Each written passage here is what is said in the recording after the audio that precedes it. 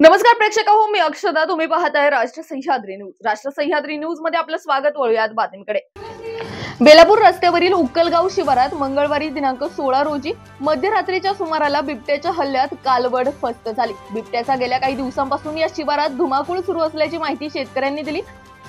थोरात वस्तीवर धुमाकूळ घालणाऱ्या बिबट्याने कालवडीवर हल्ला चढवला. कोल्हार बेलापूर रस्त्यावरील गळणीव शिवारात सुरेश विश्राम थोरात यांचे शेत व वस्ती आहे. श्री थोरात यांच्या वस्तीवर दुभती जनावरे बांधलेली होती. मंगळवारी मध्यरात्रीच्या सुमाराला बिबट्याने कालवडीवर हल्ला चढवत फस्त केली. मात्र रात्रीला गायींच्या हंबरड्यामुळे थोरात कुटुंबीय जागे झाल्यानंतर हा प्रकार लक्षात आला. तोपर्यंत बिबट्याने कालवड मक्याच्या शेतात ओढत नेत ठार केली.